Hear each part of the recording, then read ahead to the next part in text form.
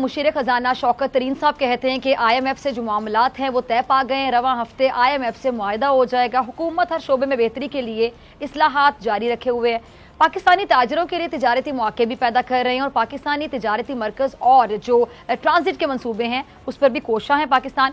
और नाज़रीन, दूसरी तरफ सऊदी पैकेज के बाद से जो इंटरबैंक मार्केट में डॉलर की निस्बत रुपए की कदर में मजमूई तौर पर ₹3.97 का इजाफा रिकॉर्ड किया गया है और ओपन करेंसी मार्केट में डॉलर की कदर मजीद 60 पैसे की कमी से ₹172.20 पर बंद हुई है। इस बारे में बात करने के लिए मेरे साथ मौजूद हैं अशफाक तौला साहब, माहिर मुआशियात हैं, और उसामा गाजी, सीनियर एंकर पर्सन और एनालिस्ट बोल न्यूज़। आप दोनों का बहुत शुक्रिया वक्त देने के लिए। अशफाक से पहले मैं आपकी तरफ आना चाहूंगी, ये जो माहिरीन कहते हैं कि जी IMF के साथ कर्जों के इजरा का मुआहदा तय पाने और जो कर्जों की किस्त है वो जारी होने की वजह से डॉलर की कदर में जो मजीद नुमाया कमी के इम्कानात हैं, आप क्या समझते हैं? वाकई ऐसा होगा कि डॉलर मजीद सस्ता होगा?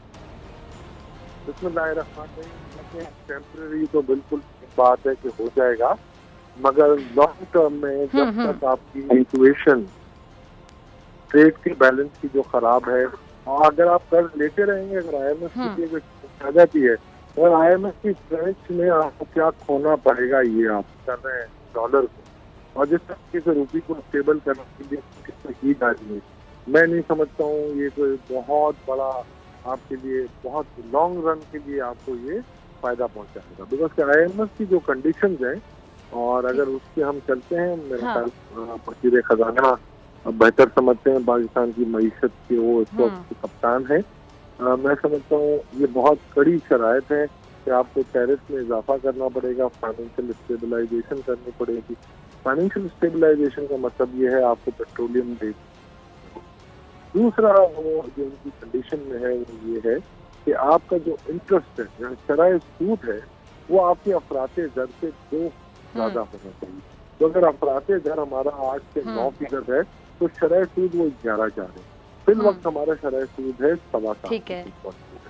तो अगर ये आप सब चीजें करने लगे तो मैं समझता हूँ कि एक आपकी मईशत फिर दुबूहाली का शिकार हो जाएगी, और मैं नहीं समझता कि ये लॉन्ग टर्म के लिए सकते हैं। जी ठीक है। अच्छा अशफाक साहब, ये भी जरा बताइए, जो सऊदी पैकेज है इसके बाद मईशत में कुछ आपको बेहतरी नजर आ रही है? देखिए, पैकेज आप किसको कहते हैं? ये पैकेज नहीं, आप कहें सऊदी लोन जो कि खुद वो अनाउंस कर रहे हैं 7.25%। अच्छा जी जी। तो पैकेज ये देखिए, ये नहीं कह सकते कि ये लोन है, मतलब डी है तो ये पैकेज। तो ये पैकेज और लोन में डिस्टिंक्शन ना करें, ये लोन है और ये लोन कमर्शियल लोन है। आप कमर्शियली लोन दे रहे हैं, वो तो उन्होंने आपको भी दे दिया है कि आपका फॉरेन एक्सचेंज का बैलेंस बढ़ता रहे। वैसे देखिए, एक बात बताऊं, पहले तो आपको और आप फिर वो दे रहे हैं, और आपकी जो है पहले भी लेफ्ट हुई थी $2.6 बिलियन की ऑयल फैसिलिटी, अब 1.2 बिलियन की उन्होंने और दे दी है। तो मेरा ख्याल है इसमें इतना बड़ा फर्क नहीं पड़ेगा। टेम्परेरी रिलीफ जरूर है, आप समझ लें ये कैंसर के मर्ज में पैराडोल। ठीक है। अच्छा उसामा, मैं आपकी तरफ आना चाहूंगी, इस पूरी सिचुएशन को आप कैसे देख रहे हैं, और ये जो PTI हुकूमत की अब तक की पॉलिसीज हैं खासतौर पर मईशत को लेकर, आप उससे मुतमईन हैं? जब वबा आई तो सब ने इनको अप्रिशिएट किया कि जिस तरह से इन्होंने मईशत का पहिया चलने दिया, मामला जो है काफ़ी हद तक बेहतर है। ठीक है। और उसके बाद जब जिस तरह से मार्केट में डिमांड बढ़ी है इंटरनेशनल चीज़ों की, ऑयल की, सारी एक चीज़ दब गई हुई थी, लेकिन फैक्ट्रीज बंद थी, डिमांड उस तरह नहीं थी, वबा की सूरत हाल थी। उसके बाद जब ये बाइंग का सिलसिला हुआ है, सप्लाई लाइन का मसला है, तो उसके बाद आप देखें कि प्राइसेस ऊपर से ऊपर जाती चली गई हैं। IMF के पास जाना आपकी मजबूरी था, ये बिल्कुल उस तरह था कि आते ही इन्होंने कहा कि ओहो नहीं, हम आपके पास जाने के, मैं तो खुदकुशी कर लूंगा, इस तरह की बातें। फिर वो रहता है ना रियलिटी स्ट्राइक्स, तो जब उसका हकीकत का सामना हुआ तो फिर IMF के पास भी जाना पड़ा। वो उसके बावजूद कि सऊदी अरब से भी लोन लिया था, UAE से भी, जिसको आपने बिल्कुल सही, हम तो आम आदमी तो पैकेज ही कहेगा ना जी, हमारे लिए तो इसलिए था कि जी आम कर्जों की निस्बत वो बेहतर मिल रहा था।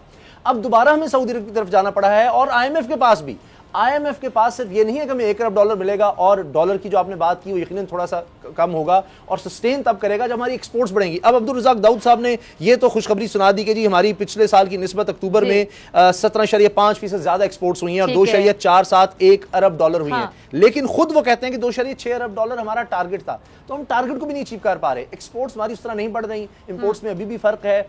अब होता यह है कि इस गवर्नमेंट ने क्या किया, जब हफीज शेख साहब थे उन्होंने कहा जी इंपोर्ट्स कम कर दो, बैलेंस पेमेंट ठीक होने लगे। आपने सुना था कि आ गया जी हम सरप्लस में चले गए हैं, हम पहली दफा हुआ है सरप्लस में चले गए, यानी हमारे पास डॉलर्स बचे ज्यादा हैं, खर्च हमारे कम हुए हैं, यानी हमने इंपोर्ट्स कम कर दी, ऊपर से रेमिटेंसेस, फॉरेन रेमिटेंसेस जो आ रही थी उसकी वजह से हमारे पास डॉलर जो है वो बढ़ने लग गया और फिर डॉलर एक स्टेबिलिटी आ गई। लेकिन फिर क्या हुआ, मईशत स्लो डाउन हो जाती है, इंपोर्ट्स आप नहीं कर रहे होते, महंगी कर देते हैं। जब इंपोर्ट्स आप सस्ती करते हैं, यानी उस पर टैक्स कम करते हैं कि अच्छा जी गाड़ियों का आपने सुना कि जी गाड़ियां सस्ती कर रहे हैं, वो इतनी ज्यादा हो गई कि जनाब आपके पास अब डॉलर्स की कमी हो गई। तो ये एक बड़े विशियस साइकिल में हम हैं, जब तक हम एक्सपोर्ट्स नहीं बढ़ाते और अंदर से हम टैक्स नहीं बढ़ाते। टैक्स का भी इमरान खान साहब बड़े खुश नजर आ रहे हैं कि जी टैक्स पहले से बढ़ गया है, लेकिन उसमें इंपोर्ट्स का भी हाथ है कि इंपोर्ट ड्यूटी जब आप देते हैं, इंपोर्ट्स इतनी ज्यादा हो रही है, वहां से भी आपको टैक्स मिल रहा है।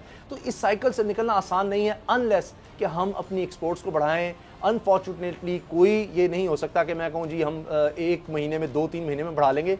इंडस्ट्री लगने में टाइम लगता है, उसकी प्रोडक्शन में टाइम लगता है, उसके बाद वो उसने बाहर जाना, एक्सपोर्ट होनी है। तो इस तरह हमें ये पूरी सोच है, इस हुकूमत की सोच जरूर नजर आ रही है कि हमने एक्सपोर्ट की तरफ जाना। ठीक है। अच्छा सामा, एक लास्ट में मैं जानना चाहूंगी, 1 से 1.5 मिनट है, ये जो हुकूमत के ये मौके बार बार सामने आता है कि जी महंगाई अगर पूरी दुनिया में हो रही तो पाकिस्तान में भी होगी, इस पर अवाम बड़े सीखपा होते हैं, बड़ा मतलब लोग अपनी अपनी दायरा कार में रह के जितना एहतजाज कर सकते हैं। कोई टीवी देख रहा, टीवी तो तोड़ने से रहा, किसी का गिरेबान तो पकड़ने से रहा, लेकिन आप भी लोगों में बैठते हैं, उठते हैं, तो लोग जिस तरह एहतजाज बेचारे कर सकते हैं करने की कोशिश करते हैं।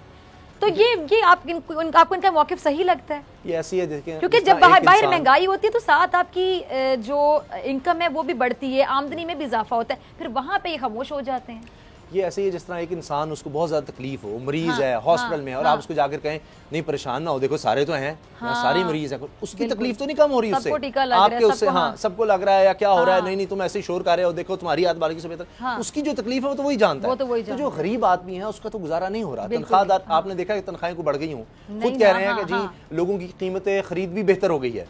तो जिसकी तनख्वाह जितनी थी, क्या उसकी तनख्वाह कोई 4-5 महीने 1 साल में जिसकी 20-25 हज़ार तनख्वाह थी, क्या उसकी आज 40 हज़ार हो गई है? उसके खर्चे तो ज़्यादा हो रहे हैं, तो उनके लिए जीना मुश्किल होता चला जा रहा है। लेकिन हाँ, ये फैक्ट है कि पूरी दुनिया में एक महंगाई की लहर ज़रूर आई है, और पाकिस्तान में अगर आप देखें तो हमारे पास इतने फॉरेन रिजर्व्स ही नहीं हैं कि हम अपने गरीब तबके को उससे बचा पाएं। इसलिए आप देखते हैं चीनी महंगी से महंगी होती जा रही है, गंदम का बहरान आपको से बात है, अगर आपकी इनकम उतनी ही है, आपकी आमदनी उतनी है, आपके पास उतने ही पैसे हैं और चीजें डबल रेट्स पे मिल रही है, तो कैसे गुजारा होगा? हो नहीं सकता, बहुत मुश्किल हो रहा है। कुछ लोग कर्ज लेते हैं, अब जिसके पास 20,000 है महीने का और जो कीमतें हैं वो 30,000 पे पहुंच गई, वो 10,000 के किसी से लोन लेगा, उधार मांगेगा, क्या करेगा? नौकरी कोई और करेगा, फिर यही पार्ट टाइम जॉब करेगा, हाँ जी, खुराक में या कॉम्प्रोमाइज करेगा, करेगा, तो उसके लिए बड़ी मुश्किल है। हाँ, ये जरूर है कि गवर्नमेंट कह रही है कि जी हम अब ये करेंगे, डायरेक्ट सब्सिडी देंगे, मिसाल के तौर पे कार्ड सिस्टम ला रहे हैं, यूटिलिटी स्टोर का कहते हैं, वहां तो कीमतें बढ़ जाती हैं, तो अब कोई मेरा ख्याल है राशन कार्ड की तरफ ही जा रहे हैं, पता नहीं कब होगा, एहसास प्रोग्राम के थ्रू वो कह रहे हैं,